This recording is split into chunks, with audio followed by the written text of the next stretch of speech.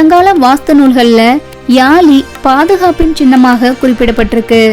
இந்த யாழி சிலை கோவில்களில் தீய சக்திகளை தடுக்கவும், கோயிலின் ஆற்றலை சமநிலைப்படுத்தவும் நுழைவு வாயில் மற்றும் மண்டபங்களின் தூண்கள்ல செதுக்கப்பட்டதாக சொல்லப்படுது. உண்மையில் பல்லவ சோழர்களின் பொறியியல் ரகசியம்தான் இந்த யாழி. சில கோவில்களில் கல்லறையை தாங்கும் தூணாக செயல்படுது.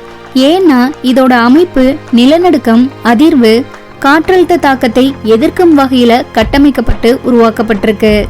யாழியின் வடிவம் கல்லின் ஸ்ட்ரெஸ் டிஸ்ட்ரிபியூஷன் என்று சொல்லக்கூடிய, அதாவது நிலத்தை சமநிலைப்படுத்தும் ஒரு சக்தி கட்டுமான தொழில்நுட்ப சின்னமாகவும் இருக்கு.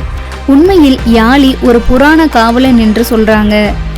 யாழியின் வலிமையை அதன் சிற்பங்கள் முன்னிலைப்படுத்தும் விதத்திலேயே நம்மால உணர முடியும். கற்பனையோ நிதர்சனமோ, யாழி என்பது சிற்பக்கலை என்ற ரீதியில் நாம் அனைவரும் ஒரு கணம் பெருமைப்பட்டுக் கொள்ளக்கூடிய சிறப்பு மிகுந்த ஒரு அம்சமாகும்.